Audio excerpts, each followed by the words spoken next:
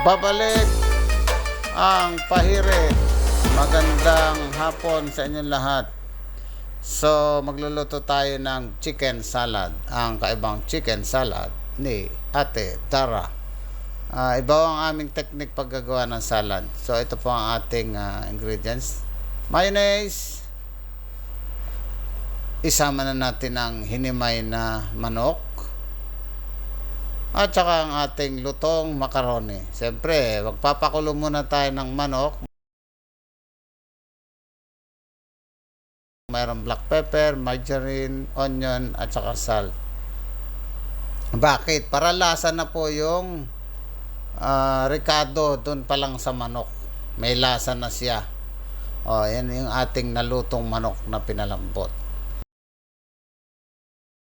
So, kung saan natin pinakulo yung ating manok, doon din natin ilalagay yung ating macaroni. Yan po ay sikreto namin. Kung ano yung pinagpakuluan, siyempre may lasa na yon. Yun din yung pagpapakuluan namin ng macaroni. So, hahaluin muna natin yan bago natin itakpan kasi magdidikit-dikit yun.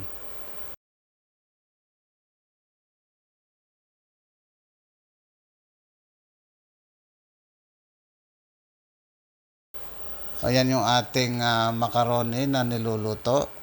Pagka okay na yung lambot niya, pwede na yang hanguin. So pag daw kinagat ninyo at meron pang kaunting lambing sa dulo, hindi pa siya luto. Sabi ni Batman. Ay kulo, halo. Ang isang aming ginagawa dyan, pagkahango namin, sinasala lang namin siya. Ang totoo, hindi namin siya hinuhugasan. Kasi nga mawawala yung lasa ng ricado sa manok, yung pinagpakuluan. So, halo lang ng halo hanggang sa lumambot. Ito yung paborito na aking asawa at ng aking dalaga ni Boss Dar. Yan.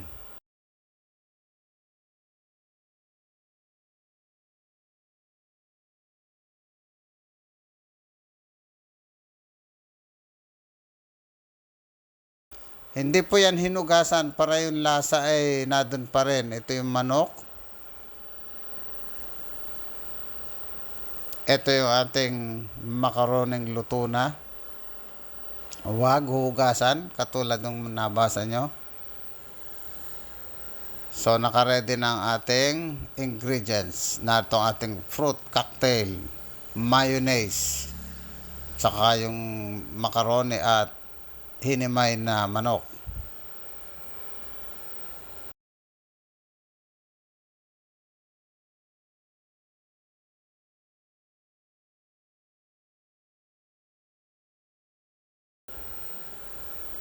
So, hulog na ang ating fruit cocktail. Ayan, kulay pa lang. Masarap na.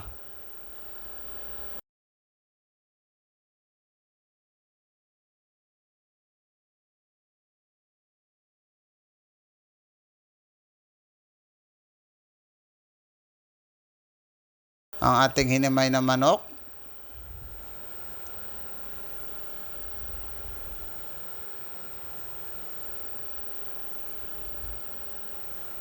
Ang macaroni salad kasi natural yung dapat lumalaban na alat. Yung tamis ng fruit cocktail at saka yung asim ng mayonnaise. Ayan.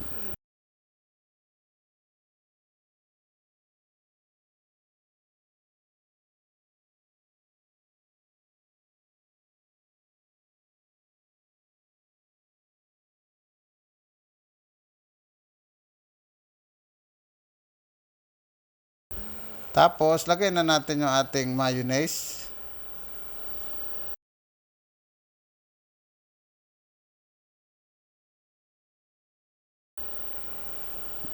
Pwede nyong dagdagan yung 1 pack na mayonnaise. Mas maganda siya kapag marami.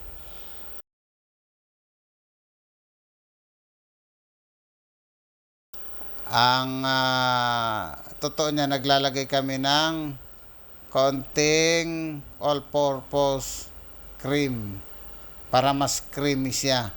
Hindi lang na ilagay doon sa ingredients, pero naglalagay po kami ng all-purpose. Iba kasi ang lasa kapag may all-purpose cream. So, haluin lang lahat ng ingredients para masarap siya. Ganyan lang po ang paggagawa ng ating macaroni salad ala pahirit.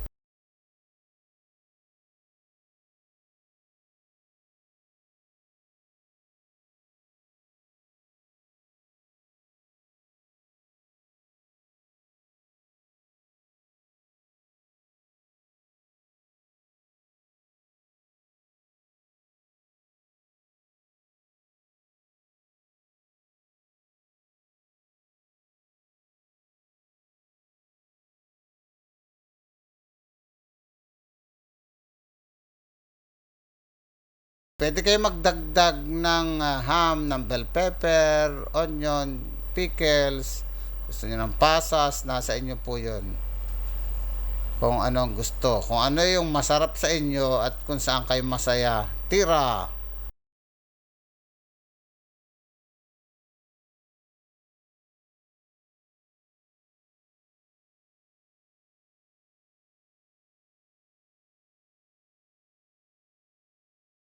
Ayan po. Napakasarap niyan. Tingnan ninyo. Malapit na ang Pasko, kaya kailangan na uling maghanda ng mga iluluto. Kapag may freezer at may rep, the best ang macaroni. Kung wala, magtyaga sa styrofoam na box, lagayan ng yellow at saka doon nyo itabi ito. Kagaya naming may hirap, walang freezer. Yan po ang ating macaroni. So, magandang gabi po sa inyong lahat at sana ay naturuan namin kayo sa macaroni salad.